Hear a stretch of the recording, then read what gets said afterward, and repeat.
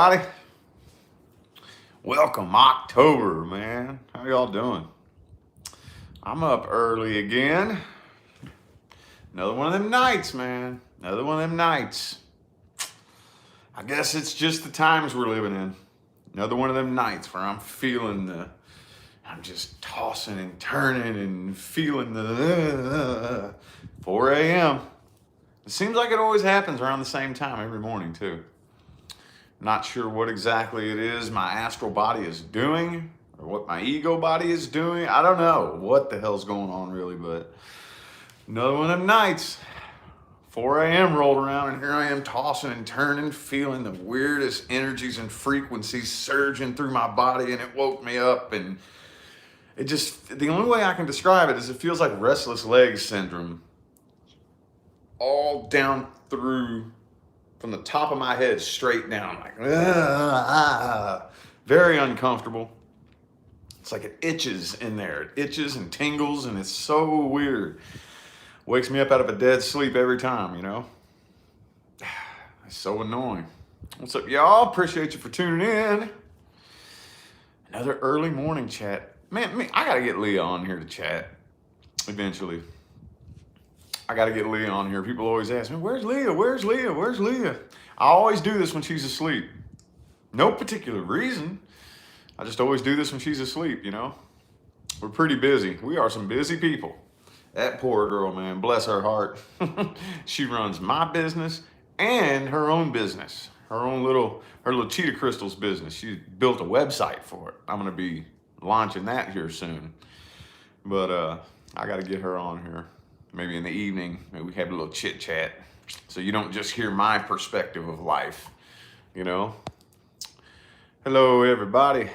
Kundalini energy? Maybe, possibly. I don't know though, man. It seems like, it seems like everybody I've heard who talks about the Kundalini makes it sound like much more of a euphoric, you know? And to me, that whatever this is feels not comfortable. I mean, it doesn't feel like negative. It feels really annoying. It feels really annoying. You know what I mean? Kind of like an itch, you know? Like, ugh. Feels annoying. I don't know. Could be, though. Wouldn't surprise me. Like I said, a lot of people who talk about things of a spiritual nature like that can have a bad habit of trying to paint it out to be something that it's not, you know? And I'm always that person that that explains it in a much more realistic sense. I don't know. I don't know. Cosmetic self? I don't know. I don't know. This is stuff that's just been happening here, though, within the last month or two. If I'm even getting my time frames right, I might not even be getting them right. The past month or two, weird energies, weird frequencies. The frequencies of the body are getting higher and higher, and you can feel it. And to me, it's annoying. It's annoying, but I don't know. So anyway, the point is here I am, early in the morning again. Figure out to hop on here and say what's up to y'all. It's Friday. Welcome October. October, got the Halloween decorations going on. I'll check out what I did over here. I don't know if y'all noticed this. I got me the big old spider web going on. The camera doesn't really do it justice. It looks way cooler in real life. Yeah, I like to decorate the studio for the seasons. Christmas, I'm gonna decorate it for Christmas. I always try to do some kind of decoration, you know? But anyway, anywho, what y'all up to? Again, I don't have anything in particular on my mind to talk about. Not really. Not really. Girls are doing good. Doing good. About as good as they can, you know. For little high vibrational, little tightly wound energy balls, that's what they are, you know. And we were having that conversation again, me and Leah yesterday, where the mental tug of war that I have in my mind, especially with my youngest daughter, especially with her. She cannot be controlled. Period. Period. Period. You know? And in one hand, I'm like, well, that's good. She can't be manipulated. She can't be scared into doing anything, or they have no fear. But on the other hand, it's really stressful on me. You know what I mean? Because obviously, as the parent, I'm like, do this or don't do that, or be this way sometimes, just because they're so, and it doesn't work. So it's frustrating in one hand, but in the other hand, I'm like, man, that's cool. That's good. That's good that you can't be controlled and manipulated like that, So they're good, though. They're good. They're good. I think they'll be much, much better as soon as everything starts to fall in line here, if you know what I mean. You know what I mean? As soon as everything crashes, everything's got to crash first. Everything's got to crash before the new world can really start to usher in. Everything has to crash first. And it's coming. It's coming, y'all. Be ready. I don't know if you're ready or not. We're ready. It's coming. Everything's going to crash. Just know. Everything's going to crash, but it's all good. Don't panic. It'll be all right. Again, I don't know how safe I am to talk about that here on YouTube, so I'm going to back away from that, but I'll just leave you with that. Don't panic. It's all good. So anyway, I think that once we really get things flowing in that direction, the kids will be functioning much better. Once we finally step all the way out of the 3D and we don't have any more feet left in the 3D system, I think they'll be doing much better. They'll be doing much better, because I'm basically the exact same. My little daughter, man, she's just so much like me in so many ways. Now there's a lot of things that are different too, but I mean, she's like 90% me. She's 90% me, and it's so frustrating sometimes to see it, because a lot of the times when she pushes my buttons, she pushes every last one of my buttons when she's being like me. It's one hell of a learning experience, because I'm constantly thinking back like, man, did I do that when I was a kid? Yeah. I was a bad kid, man. I couldn't be controlled. I couldn't be manipulated. I was, So it is cool, though, because I do think that she may go through some hard times. Maybe she won't have to, though. Maybe she won't have to take the exact same path that I did, Because I went through some hard times, boy. Some hard times. Back in the good old 3D days.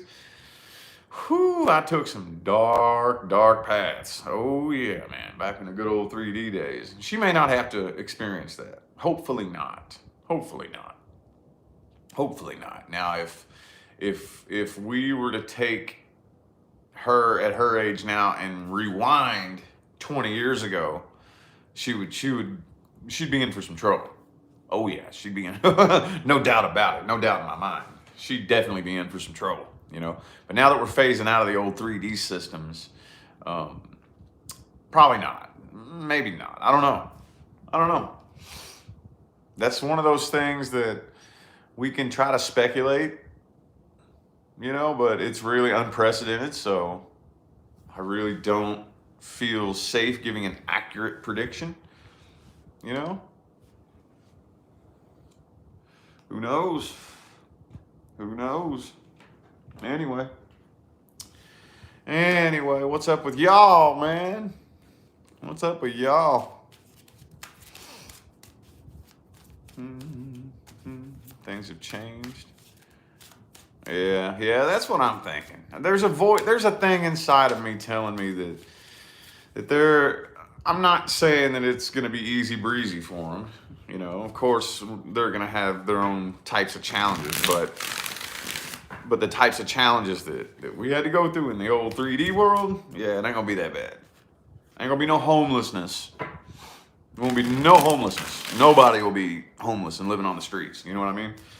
Actually, honestly, man, when I look back at it, being homeless, I kind of look back on that experience in my life with nostalgia a little bit, honestly. I did. And I know a lot of you know this, but that I did spend about 6 months living under a bridge, Well, I lived under a bridge for about 3 months, and then I got a tent and moved into the woods and lived in the woods in a tent for about the remaining 2 or 3 months. But still, I lived, on the streets, and it wasn't too bad. The only time that homelessness got really bad was I spent after I got up out of that and was kind of bouncing around the city of Louisville. There was a couple of times where, in between like jobs or whatever, I would get a new job and have no place to stay. So I'd have to, like this one time I got this job and I had nowhere to live. I had no money, broke as a joke. And I had to find a little spot in the woods next to my workplace and camp out in the woods for 2 weeks till I got my first check, and then got me into a little economy studio and lived there for several months. And then, but the worst time was in the winter time. I went homeless one time in the winter. And that was really what put the boot to my ass and kicked me out of that location and got me traveling and got me bouncing around the United States. Was that right there? Because I almost died, dude. Oh, that was terrifying. That, of all the experiences in my life, that's definitely in the top 3. I'm not going to say I regret it because it was very necessary. It was the kicked me up out of my the location there.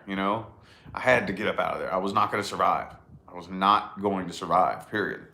But I would not want to go back and relive that. I would not want to go back and relive that. That was horrifying.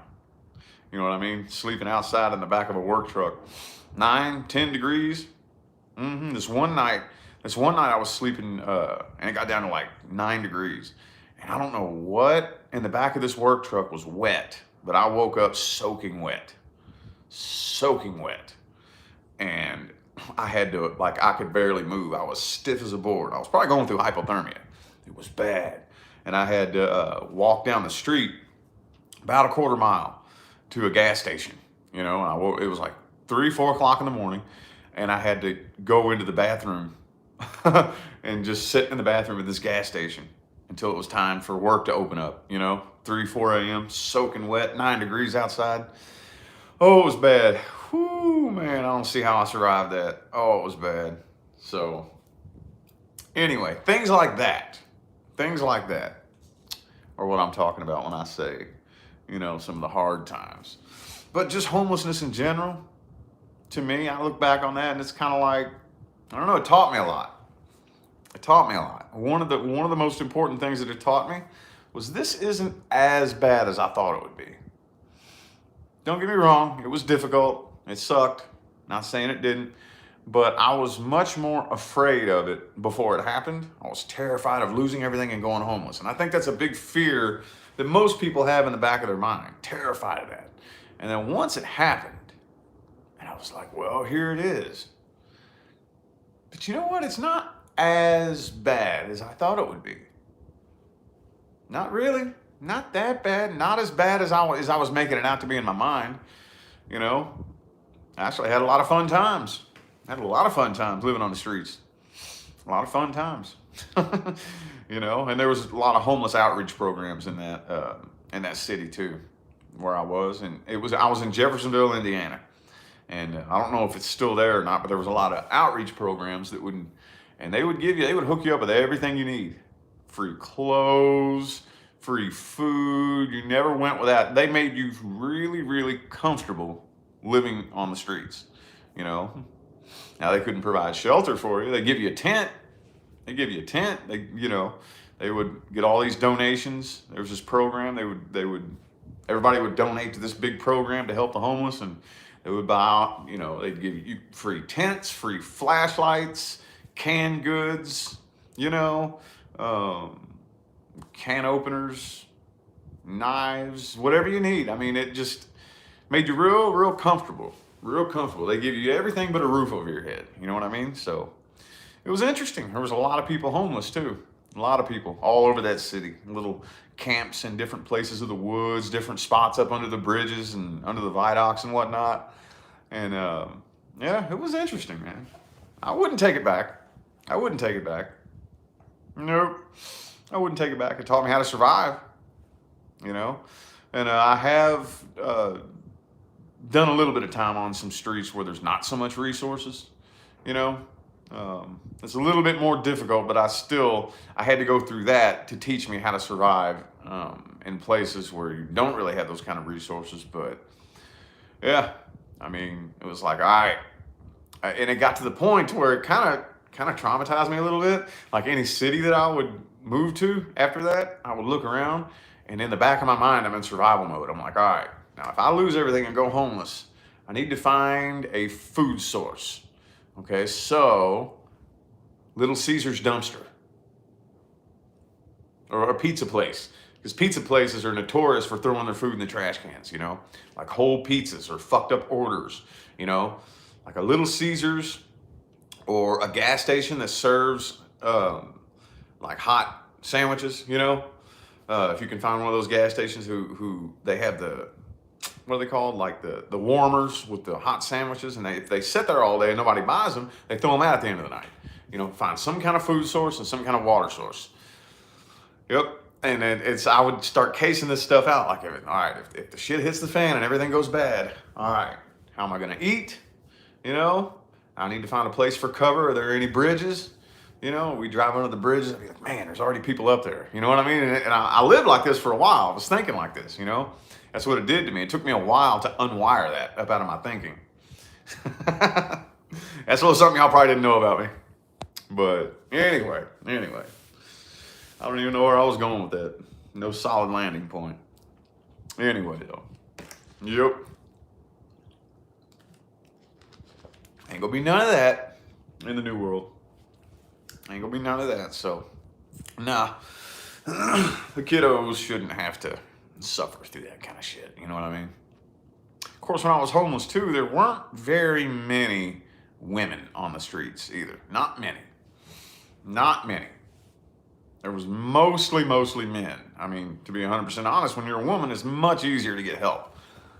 Much easier. The few women that were on the streets, they weren't there very long before somebody scooped them up and gave them a place to live, It was much easier. Like if you had to get somewhere, it'd be much easier to hitchhike if you were a woman. Like, it was just much easier for the women to get help. So whenever a woman would end up, she's usually a drug addict, usually like a really, really bad, strung out drug addict. She'd hit the streets and you'd see her for maybe 2 or 3 days, maybe a week, and then bam, oh man, no, she done found a place to live. Somebody scooped her up, So I don't even think, even if my kids were to end up going through some struggles like that, they probably wouldn't ever need to really worry about that. They probably wouldn't really need to. Not really. Just because they're females. Sorry, but it is, a situation like that is much easier for a woman to find help than it is for a man. So you're a man, sorry, nobody gives a fuck about you. Nope, I learned that firsthand. Well, nobody give a fuck about you. They will let you die, they don't care. Yep. But anyway, I don't think they would ever have to worry about that. So anyway, though, anywho, it was a good experience, though, man. Good experience. I wouldn't take it back for anything in the world. Wouldn't take it back for nothing in the world. So, what are y'all up to? Yeah, nope, nobody will have to worry about that. Not in the new world. Not in the new world. And here's the funny thing, too. What if, like, how am I going to explain this? Like, even if you chose to be homeless and you could like live off grid, I think that'd be kind of cool to have an off grid community. Would that be neat? Think about it, man. That'd be cool. Have a community where everybody, and this is just a fantasy. I mean, I'm sure some people may do it, but to have like a community of like maybe 50 people come together and live in the woods, build cabins and shit, and have like a community of cabins in the forest or in the woods. Wouldn't that be badass? That'd be cool, man. That's a cool little thought to entertain sometimes. I sometimes think about that, man. How badass would that be? And then everybody just helps each other, you do whatever you're good at to help the community. Whatever it is that you can do or whatever you're interested in, let's go. Somebody like me, I'd probably, I don't know. Let's go chop the wood and build the houses, or something like that. you know, or if you're good at cooking or hunting or whatever. You know, I kind of have a hard time picturing, you know, killing animals to eat, but you know what I mean. You understand I think it'd be kind of cool, dude. On the river, yeah. Yeah, that'd be neat, man. Don't need none of this. Of course, you know, there's going to be, I don't know how much about this I can talk on here. I'm kind of paranoid, dude, because this is YouTube, but, you know, I don't think that we'll necessarily need to do that unless you choose to. You know, free energy. Get you some solar panels, man. Get you some of that Tesla technology, get some solar panels and whatnot, and you could probably have all the electricity you needed with just a little solar generator out there. You know, for the whole damn community. That'd be badass, dude. I would be down for that. Mm-hmm. Of course, I'm thinking too, I wonder if I will continue doing what I do for a living, you know, or what type of work I'll be doing. Of course, I don't really think you'll work for a living though. I've already experienced exchange of services, you know, with what I do. I've already, you know, I get discounts on my dental work for taking the cards in there and reading for the dentist. Super strange, man, but I do. It's pretty cool. And I had this dude reach out to me, and I didn't reach back out, but there was this one dude that reached out for I think he owns his own tattoo shop here in Vegas, and he wanted to know if we would do exchange of services, but I kind of forgot about it and never reached back out to him. You know, like, you give me a reading, I'll give you a free tattoo. You want to exchange services? Forgot to reach back out though. But anyway, yeah, I've experienced some of that. You know, I've experienced some of that. Yeah, I don't really know if we'd want to eat animals either. I don't really know. I don't think so. I know I'm not here to get into that debate. I know that's the endless debate that will never end. It's the debate that never ends. Our animals, food, or our friends. Like, I'm not here to get into that, you know, but I couldn't really picture that or see that. Not really. Not really. I mean, the only thing that I could really think would be like if you had your own animals and you raised them and then they passed away from old age, would you eat it then? You know? Or is that meat unhealthy when they get that old? I've never really heard anybody ever talk about that, you know? Like, you know, yeah, I got my cows and my chickens and whatnot, and then whenever they just get old and die of natural causes, then can we eat them? I mean, I think one of the worst things about eating animals is the suffering that they go through. That energy is still in that meat. You know what I mean? The way that they're killed and the way that they're raised, and that negative energy. They're constantly in fight or flight modes, flooding their body full of stress hormones, and there's that suffering, death energy in the meat. I think that's like the worst, probably the worst part. But I wonder though if, you know, you waited till an animal passed away just from old age or natural causes, then what? You know what I mean? That's a good, interesting thought. Interesting thought.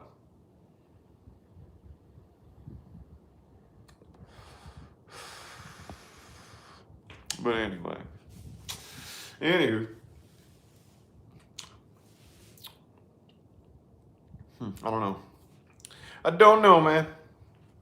I don't know. I've told you all this before, but I went vegetarian for a year, and I liked it. I enjoyed it. I actually enjoyed it. Aged cheese, huh? Okay. Eating your dog? Nah. I wouldn't probably. Whenever it gets to the point, like if I was completely self-sufficient, if we were in a world where I have my own land and I'm responsible for my own food and whatnot, I don't think that I would eat meat. I don't have it in me to kill an animal. You know what I mean? I would probably not touch meat ever again. That's the thing. I couldn't do it. I couldn't see myself killing any kind of animal. I couldn't. I just couldn't do it, man. You know, couldn't do it. So if it was up to me, if I was responsible for feeding myself, if I don't eat unless I provide my own food, and I have free access to anything, like I got all the animals. If I had my own farm, I couldn't kill my own animals. I couldn't do that. Nope, couldn't do it. I have eaten a scorpion. I have. I've eaten a scorpion. Yep. They got them when we first moved to Arizona. The gas station by our apartment sold little chocolate covered scorpions. Yep, I've done it. Just to say that I did. Just to say that I did. I'm like, hell yeah. They got them right there by the cash register, dipped in chocolate. It was weird. It was weird. Yeah, I don't think I couldn't kill an animal for any reason. I mean, unless I was defending myself, Like if God forbid I ever looked outside and there was a fucking mountain lion in my backyard, it was, yeah. Then I'd probably go grab my gun and shoot it and kill it for self-defense. But, just for the hell of it or just to eat, I can't see myself doing that. Can't see myself doing that, Not if it's not self-defense, not if my life's not in danger. If this animal isn't threatening me or threatening my family or anything like that, I couldn't see doing that. A rabid dog though, a mean, angry dog or a mountain lion or something that could seriously fuck me up or my family, then yeah. I got hollow point 9mm waiting for you. But just to eat, just because I'm hungry, no. Nope.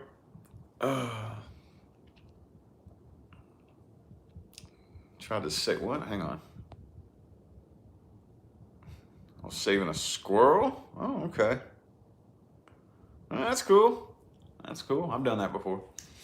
It was a bird, actually, though. And this is the coolest thing, man. I was walking to work one day, and it was still dark. It was real early in the morning. It was like a 2.5 mile walk. And I walked next to this bush, and I was going through the parking lot and cutting through Frisch's Big Boy, a restaurant. And I walked next to this bush, and I guess there was this bird sleeping in this bush and scared it.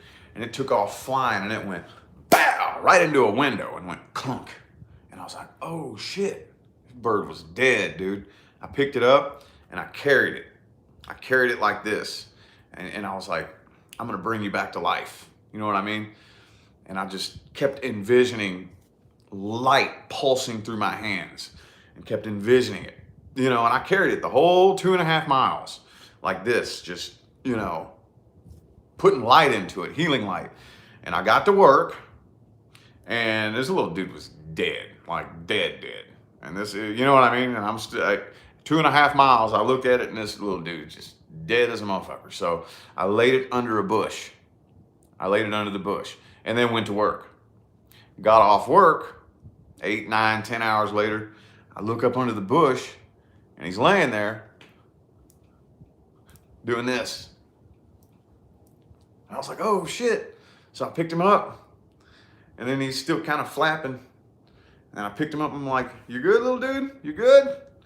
And then he got up, stood up in my hand, and went and took off flying. I was like, oh shit. Sweet. Brought a bird back to life. It was awesome. It was cool, man. I was like, huh. I just wanted to see if it was possible, Yeah, that was cool. Oh.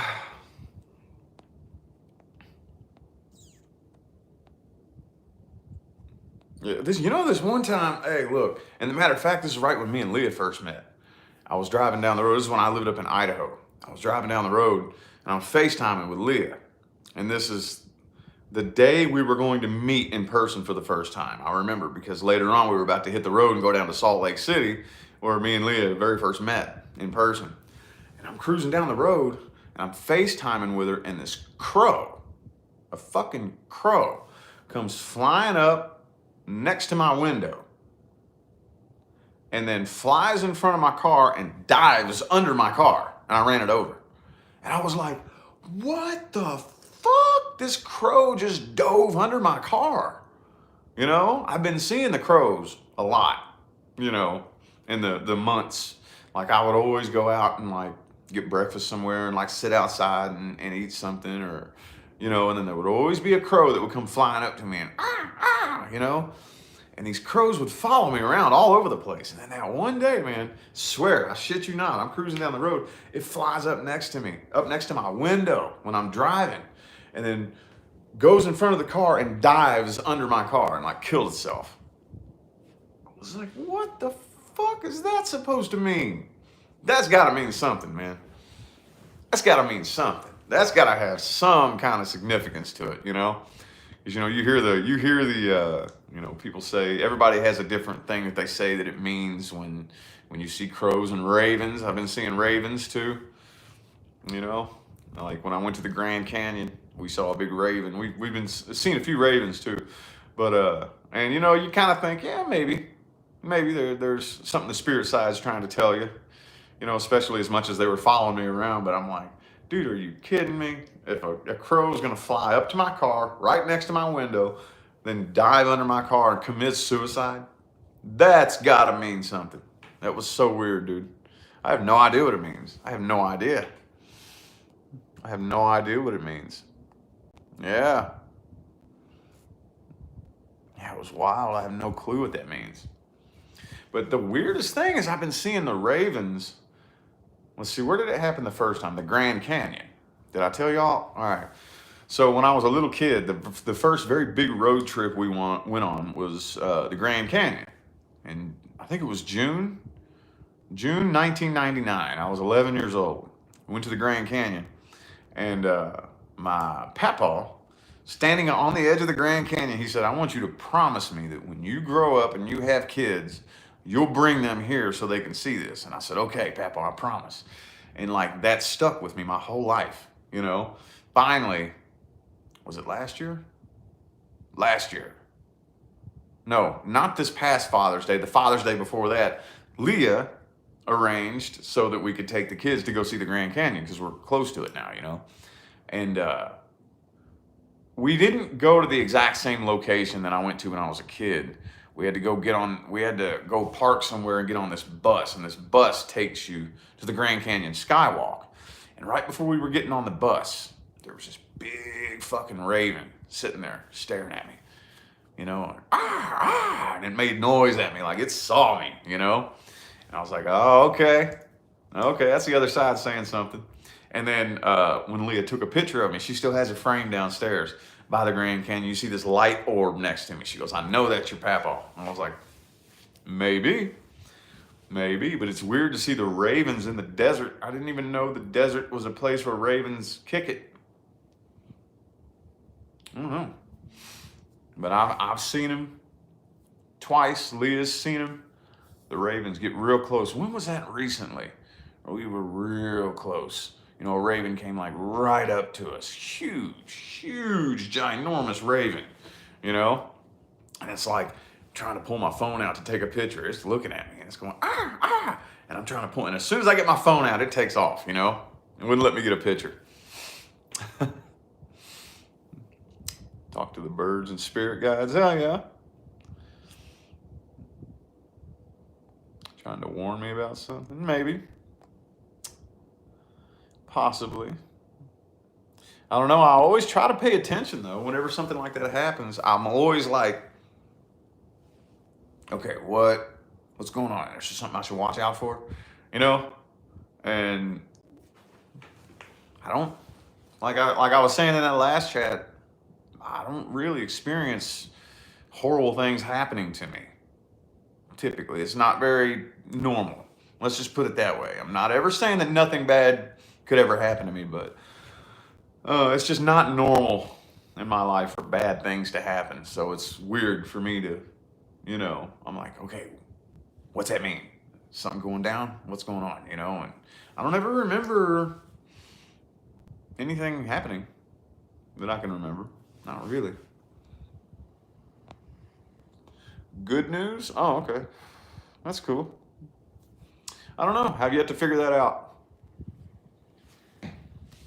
It's probably going to be much like the synchronistic numbers, Every time somebody comes to me and asks me about synchronistic numbers, I'll tell them the same thing that I was pretty much told when I when I was looking for that advice, you know? And what I concluded, and this is what I did, every time I would see a certain number, I would take notes, okay? What was just happening? What was happening right around the time that I saw the number, and what happened later on or that day, you know? And I would just jot that down in my Rolodex in my mind. And then the next time I would see a number, okay, what was happening? And then after about 3 or 4 months of this, then I would pick out all the similarities, you know, and I'd be like, okay, I see what that number means, and I see what that number means, you know, like for example, 1111. This is just for me. I'm not claiming this to be the meaning, you know, for everybody, but for me, I always see 1111 when I'm doubting myself. You know, I'm doubting myself. Man, am I doing the right thing? What should I be doing right now? Am I on the right path in life? Am I doing what I'm supposed to be doing? And I'm doubting myself. I'm having a lot of doubt. I always see 1111 as confirmation. Look, don't worry about what's going on around you. Okay, things are gonna seem a little bit strange. Don't worry about it. Keep doing what you're doing, basically. That's what it means for me. It's confirmation. Don't doubt yourself. Keep doing what you're doing. Don't change nothing. That's just me. That's just me. Now, maybe could do the same thing with the crows and shit too, and the ravens and whatnot, but I didn't really think about it that way. So I thinking back, I don't really remember. I don't really have a solid memory of the surrounding events. Not really. Not really. Yeah. The numbers, to me, the numbers are very different for every individual. You know, I've never really bought into one blanket meaning that one number means for every person. I don't really buy into that. Not really. Hang on a second, y'all.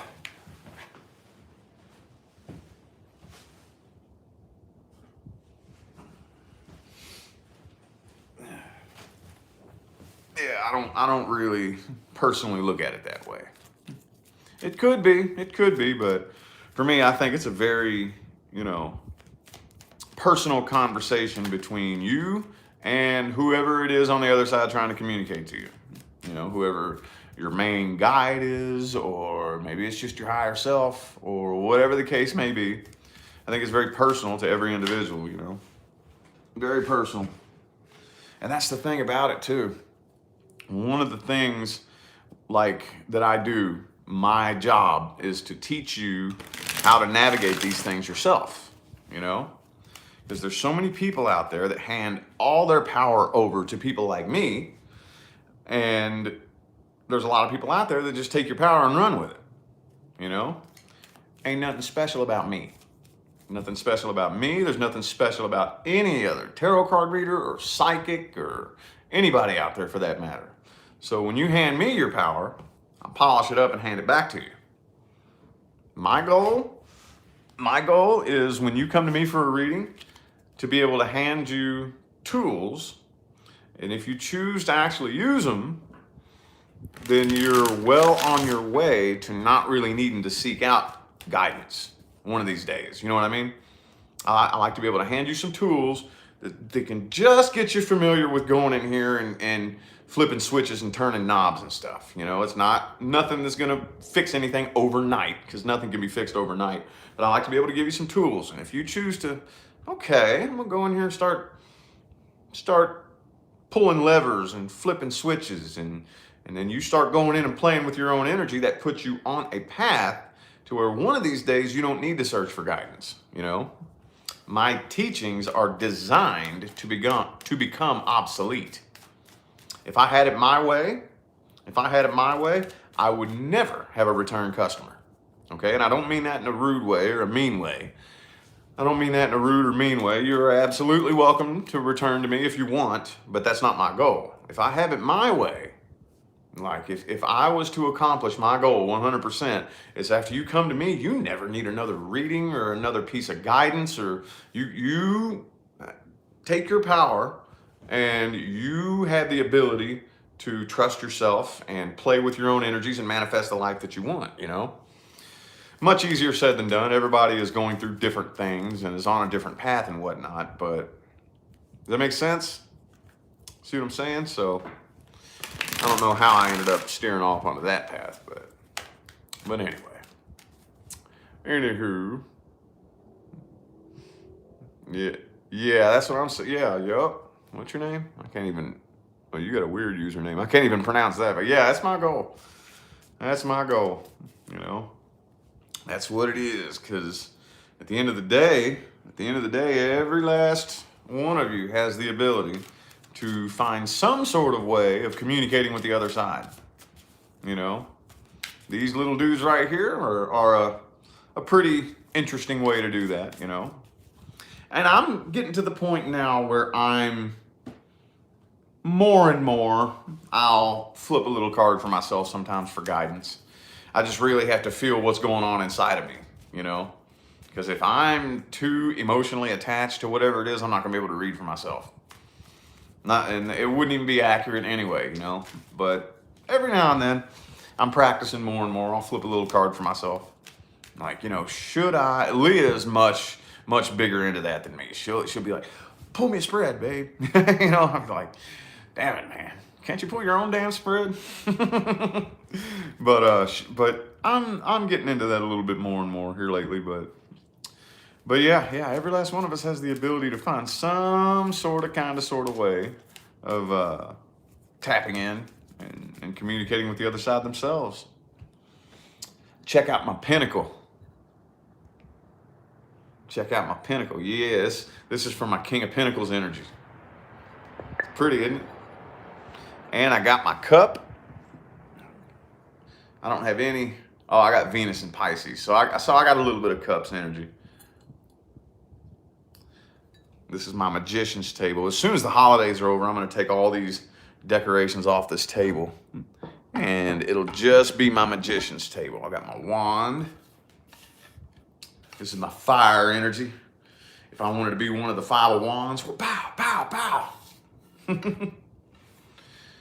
And last but not least, my sword. Yeah. This is my baby right here. I'm that King of Swords. I've got a message for you. Now, cool? I had to, man. I had to get my magician's table going. I'm going to be the magician for Halloween. I got my costume. I got the white robe, and then the red kind of cape thing that goes on over it. And I got a little rubber snake that I'm gonna put around my waist, and so it's biting its tail. I'm gonna super glue it so it's biting its tail. I still gotta get me a little wand though, you know.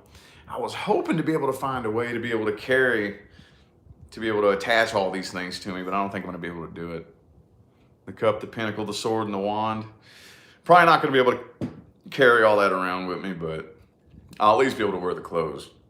I normally don't dress up for Halloween like that, you know. I might wear like a skeleton t-shirt or something like that, or some kind of Halloween type shirt, or maybe something like that. But I haven't full on dressed up and like worn a costume for Halloween in years and years and years and years and years. Like I may have done it once when I was in my early 20s, maybe. But yeah, this will be the first year I've actually allowed myself to enjoy Halloween as something cool. The magician, man, the magician. The magician's the manifester. I know how some people like to say, oh, a magician's a trickster, you know. No, the magician reversed is a trickster. The magician reversed is a manipulative piece of shit. The magician upright has mastered how to take all 4 elements and work with them himself to manifest whatever life he wants, you know?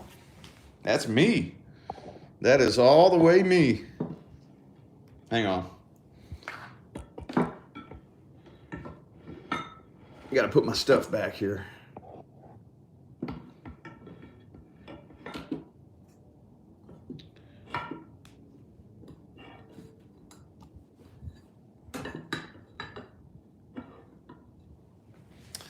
Anywho.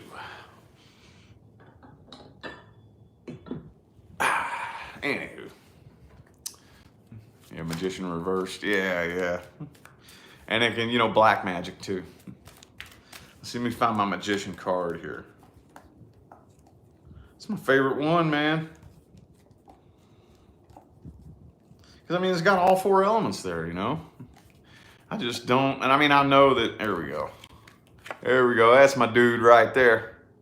I wish I had like a little headband or whatever. I got a wig too, y'all saw I posted on Instagram, I got that wig. I wish I had like a way to put an infinity symbol over my head, like a headband or something like that, Yeah, I gotta get a picture of me next to my table with the sword, the cup, the wand, and the pinnacle. It's my favorite one. I got a big tapestry on my wall here. Y'all see that? I can't find a place to put it behind me here though. So I'm gonna get a smaller magician picture and like maybe hang it right here. Maybe. To be behind me in my videos. Anyway though, don't got a whole lot to talk about. I might be getting off here in a few minutes. Might be getting off here in a couple of minutes. Yeah. I thought about asking her to make me an infinity headband. I thought about that. I think she's gonna be the Queen of Wands. We're throwing around a couple of ideas. She's thinking about being the Queen of Wands. Put on a little dress and a crown and carry the wand. Because she's a Saggy. She's a Queen of Wands. I don't know. She could carry the sword and be the Queen of Swords if she wanted, I guess. I don't know. But I'm going to be the magician. I wonder if anybody will know who I am, though. I'm curious as to if anybody's going to be able to see me and tell who I am. Maybe. I don't know what the kids are dressing up as yet. I'm not sure. We got to take them whenever the little Halloween store opens near us. The big old Halloween store that opens up every year. We're going to take them there and they'll find out there, I guess. I don't really have any ideas. I don't think they have any ideas. It's going to be time to get them up here in a couple minutes. We're about time to get them up here in a couple minutes. Gandalf. Yeah. What's that, like some Lord of the Rings shit or something? I've never really been big into all that, I don't really know much about those, like Lord of the Rings and what else is there? Harry Potter and I forget the other ones. I get them all confused. Lord of the Rings, Harry Potter, and it seems like there's another one. What's the other one? I don't remember, but I get them all confused. But yeah, I'll probably end up looking something like that.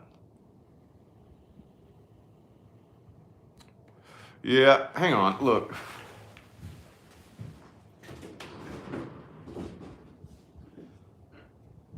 So I couldn't actually find an actual magician. So I just had to go on Amazon and shop around. I couldn't find an actual anything for the magician costume. I was thinking go on Amazon and type in tarot magician costume and nothing comes up for the tarot magician. So I just had to shop around and I found the white robe here, the under robe, and then the little cape thing, and I had to cut holes in the hands so that I could put my arms through it. And then I got the wig.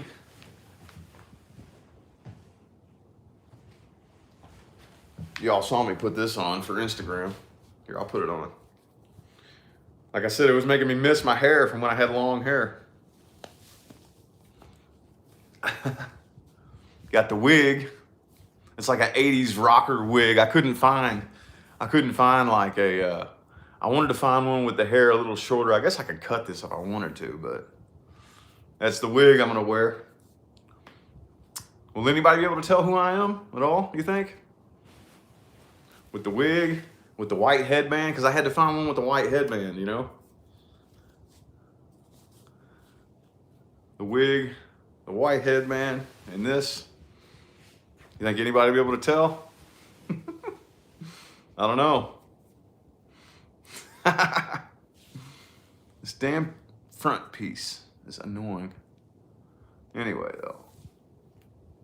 Yep, that's what I'm gonna do for Halloween. And oh yeah, I'm gonna, if I remember correctly, I'm pretty sure that Halloween is on a Sunday. If I remember correctly. And if it is, I'm gonna do the weekly forecast dressed up as the magician on Sunday. That'll be fun. It'll be cool, man. I haven't done anything like that in so long. My hair's a mess. Haven't done nothing like that in so long. Anyway, I'm gonna put this stuff up.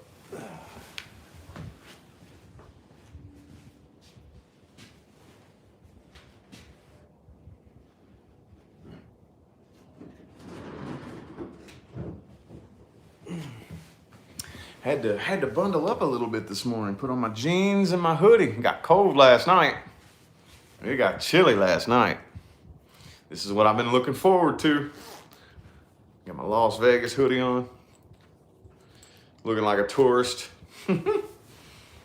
Jeans and hoodies, man. This is the weather I've been looking forward to. I love it. I don't know if it's gonna stay that cool all day, you know. Don't know if it's gonna stay that cool all day, but had to bundle up for the morning. 62, I think it was it was in the 60s this morning here in Vegas too. I love it. Damn, the leaves are falling already? Wow. Where I'm from, in the Louisville, Kentucky area, the leaves don't really start changing until like late October. You know, but fall seems to happen later in the year. Yeah. I don't know. It's starting to cool down here though. Definitely noticing it at night. We're able to open the windows at night now. So anyway though, y'all, I think it's about time for me to hop on out of here. Time for me to go get the kiddos up. And get the day started. So appreciate y'all for tuning in and listening to me blab yet again. I'm gonna try to be on tomorrow morning. I guess I'll see y'all later, some point in time today, for some more of the October bonuses. I'm out of here, y'all. Enjoy the rest of your day.